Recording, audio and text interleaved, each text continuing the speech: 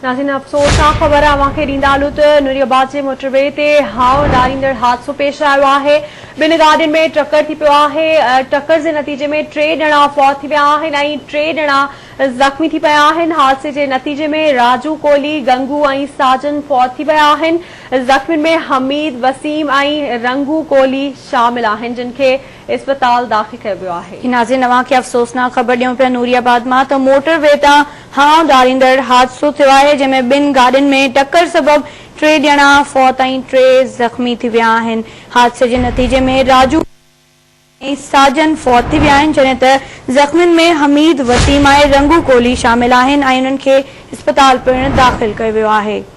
तफ़सील मालूम कनासीं नूरियाबाद में आवाज़ टीवी के रिपोर्टर असद पालारी का। जी असद, ॿुधाए जो त हादसो कीअं पेश आयो? जी संजय मां ॿुधाईंदो त नूरियाबाद वेझो motorway road power cement factory भरिसां ख़राब पिकअप तुर्की जेके तुर्की जो टक्कर थी पियो आहे, जिन नतीजे में 3 ॼणा पहुची विया आहिनि ऐं 3 ॼणा ज़ख़्मी थिया आहिनि।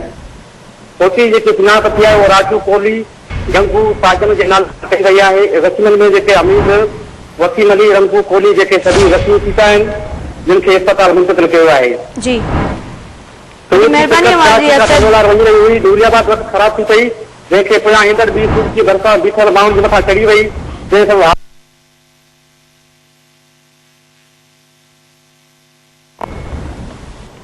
ठीक है असद, वॾी महिरबानी अव्हां जी अपडेट करण लाइ।